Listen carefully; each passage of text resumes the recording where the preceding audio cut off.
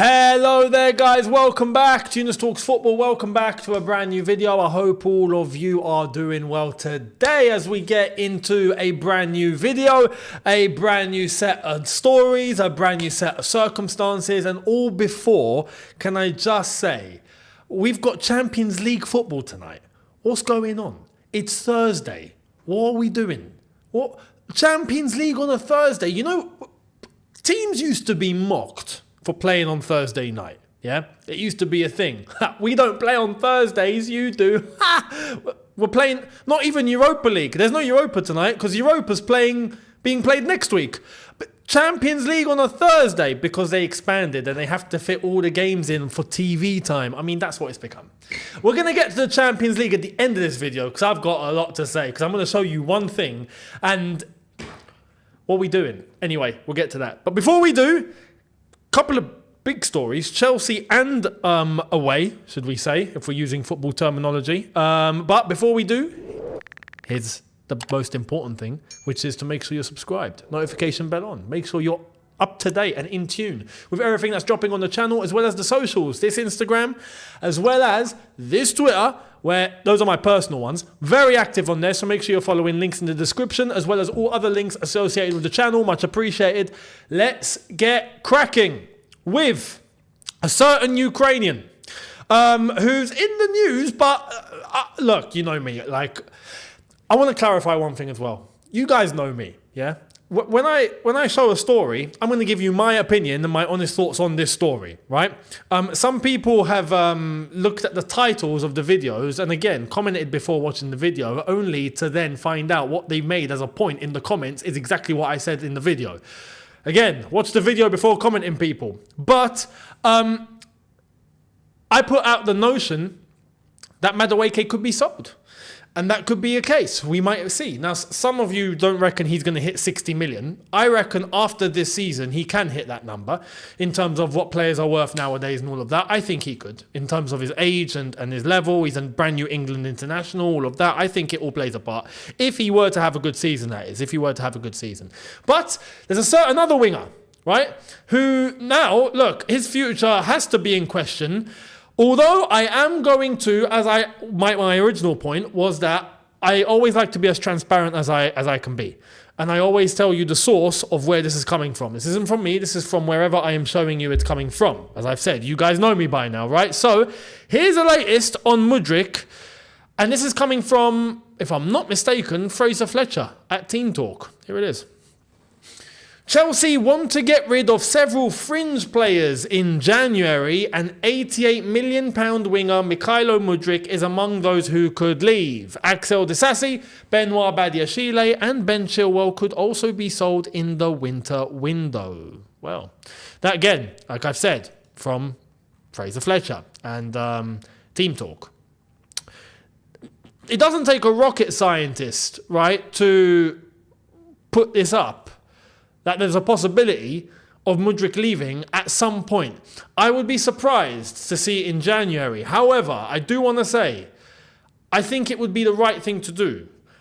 But, I wouldn't be against a loan. For Mudryk, I wouldn't be, and why? Because we got to be honest here, yeah? There was a lot of money invested. It would be stupid to then, look, we made a mistake. As far as I'm concerned, we should never have bought him in the first place. Yeah? We should never have bought him. And now he is in a situation where, when you look at the squad, and I've said this countless times after we made these signings, especially after Sancho walked through the door, Mudryk, mate, you're in trouble. You have a big problem now. You ain't playing. Because on that left-hand side, even after getting rid of Sterling, who is on loan at Arsenal and is playing, right?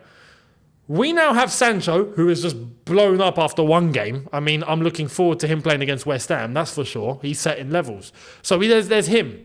There's Pedro Neto, who also plays on the left-hand side. There's João Felix, who can play off that left-hand side. Mate, your competition here is through the roof. And the thing is, unlike Mudryk, who I've referenced, unlike Mudryk on that right-hand side, who you can see is making steps, right? Madueke now is operating better than he was when he first came in. Mudryk has come in and we've not seen a thing. This is why, personally, when I told you guys my opinion, I've lost faith. I don't expect something from Mudryk. But we have to be realistic here and not ignore the money that was spent on Mudryk, and to just throw that out the window would be stupid. Which is, well, not stupid, we shouldn't have bought him in the first place, but you know what I mean. There is another solution here, and that solution is find him alone. Try and at least get his value up by a bit. By a bit. Every little helps, as Tesco says. Yeah, every little helps in this regard. If his value goes up by a fiver, I will do it. Yeah, because you could just take what you can get here. So, Mudryk, January, loan move, I wouldn't be against that. I wouldn't be against that. A loan with an option to buy, I think would be really good. A loan with an obligation to buy sounds tempting, but we could get done because he's not shown enough and the fee might be low. So this is where the business people would have to come into this, and I think we should have enough of that around the club. So that's that. Mykhailo Mudryk. What would you do, guys? Let me know down below. Much appreciated. I want to hear what you guys reckon on Mudryk. Have you lost faith? Do you still have belief? If you do, why? How? I'd love to know. Like, genuinely, let me know your thought process on this, because I've lost all hope. So that's just that. Let me know down below. Much appreciated. Now, I want to show you something. Yeah, I'm just going to show you something. And then I'm going to keep this brief. I'm going to keep this very brief. Get into this. So plans have already been made to hand Estevao Willian regular game time at Stamford Bridge during the 25-26 season. Estevao made it clear to Chelsea that he wants to be deployed in the number 10 role when he arrives. Who did that come from? I'll show you again. You can see? Yeah. Ben Jacobs. Ben Jacobs, get out. Simple as that. Simple as that. I don't buy this one bit. I do not buy this one bit. Estevao Willian is at Palmeiras, operating as a right winger, doing very well as a right winger, is cutting in and playing central off that right wing, might I add, does not mean that he is going to be playing in the number 10, especially when not just him, but everyone and their mother can see that Cole Palmer, the best player in the entire squad, the only one operating at a truly elite level, is playing in that number 10 role. Ben Jacobs, get out. Stop trying to cause a stir. I honestly think he's just trying to cause something out of nothing here. I really do. I really do. So I think the two can combine. I think the two can interchange. I think it could work where Estevao does track in more central, Palmer can track outwards if he has to, and they interchange. But to bring up this notion, the way this has been written is like, oh, Estevao is almost like he's demanding, hey, when I arrive, right, like a flipping, I don't know, like one of those posh T-boys, like, when I arrive, I would like to have the number 10 deployed for thyself, right? And no other entity shall take up that space except myself. Like, what are you doing? What are you doing? Ben Jacobs, get out of here, man. Get out of here. Honestly, I've stopped listening to him. Personally, stop listening to him. It's not the first time. It's not the last time we're going to see this from Ben Jacobs, as far as I'm concerned. So, that's that. Let me know your thoughts down below. Honestly, ridiculous. Now, let's shift away from Chelsea, because Man City are in the news now. And by the way, Man City, what was that yesterday? Man City with this new weird kit. I mean, it's not a bad kit, but not just that, right? That set the tone for the game. That was one of the worst 0-0s I think I've seen. It was just dead. Flat. Nothing happened. It was... Again, I'll get to the Champions League in a bit. I've got something to say about the Champions League, man, because this isn't down to Man City. This is down to the competition. And let me get to that in a bit. But Man City, they're in the news and they're not leaving because 115. Well, here's the latest, according to the Daily Mail. So the agents of Man City players have begun exploring their options amid the possibility the club could get relegated because of the 115 charges against them. Representatives want to know City's plan if a worst case scenario happens. Now listen, this is almost a news story that... Is it really news? It's not really news. Everyone knew that would probably be the case. Players are not stupid. Agents are not stupid. They're definitely going to have conversations. Hey, guys, by the way, City, hey, what if, because we don't know, but just in case, just wondering for my client, if something happens to you lot, what's going on? Because if not, we're going to try and, probably sort out a plan B because, we want to safeguard ourselves. I'm not surprised. So it's basically a news story that really shouldn't be a news story. But like I've said, and I'll show you this firstly before I give you my opinion. So the Telegraph came out and said Man City could be expelled from all competitions, not just the Premier League. Again, this is a whole load of nothing as far as I'm concerned. I'll say it here and I'll put my hands up right now and I will say it clearly.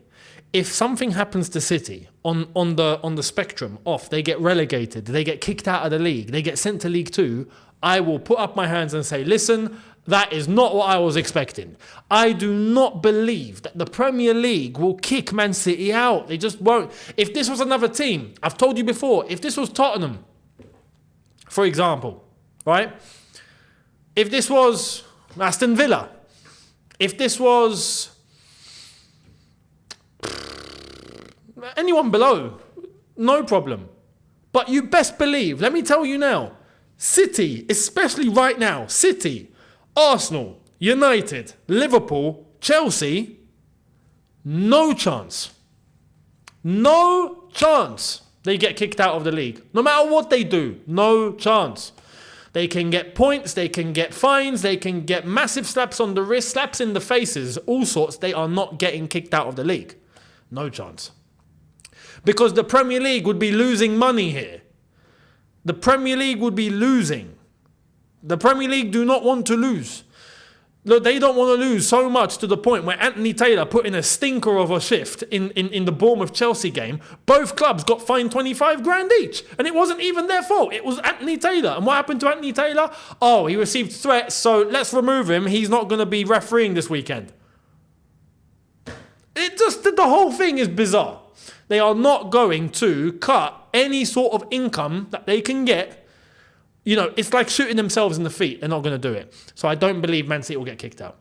But no one can know the future. So as players and as agents, of course, they're going to be looking and maybe, planning things just in case.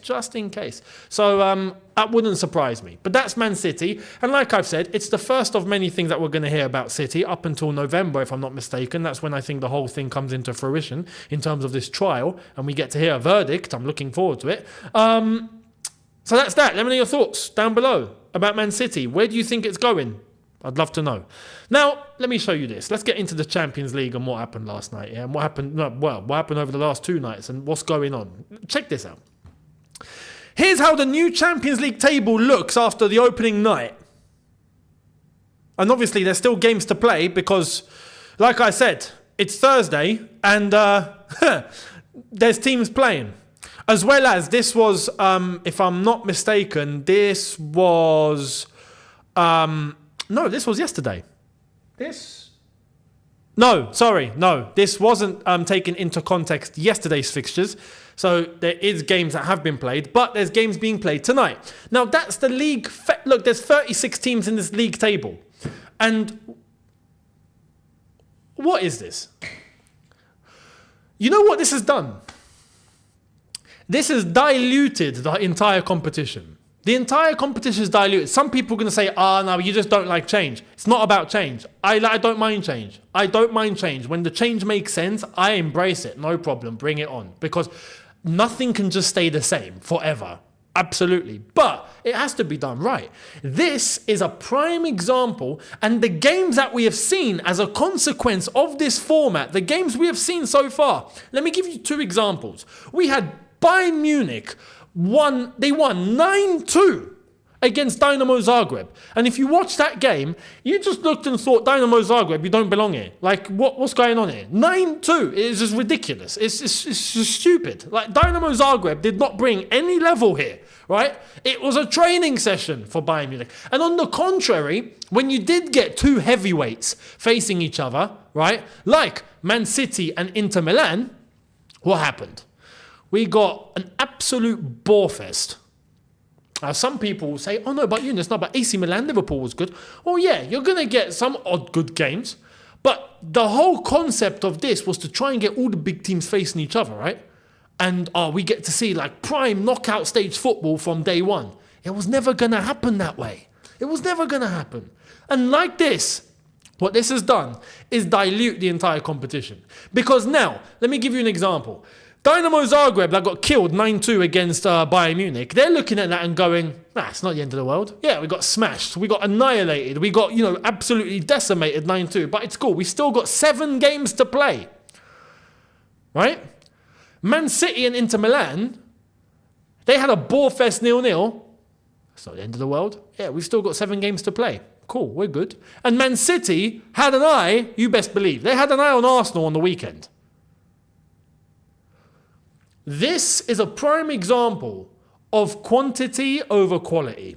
Yeah, prime. That is as simple as that. Quantity over quality. And why? Because as I said earlier on, we've got Champions League games being played on a Thursday now. Why? Because UEFA wants more TV money and therefore more revenue and therefore more big bucks.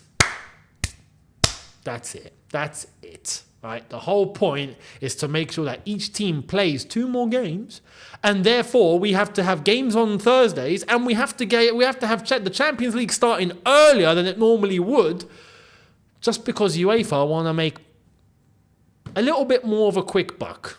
Simple as that.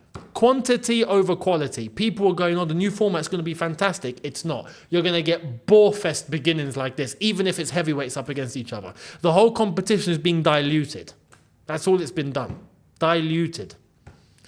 But UEFA get more money, so they're the ones that win in this. No one else wins. It's as simple as that.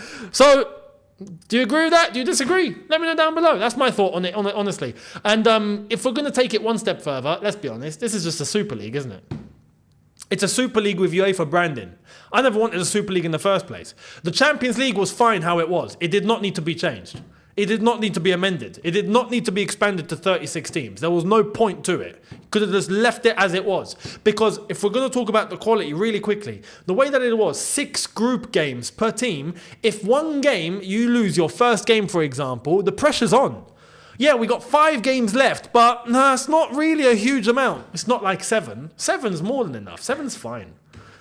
Dilution. So let me know your thoughts. Honestly, I don't like it. I don't like it. Personally, it's more proof that the game's gone.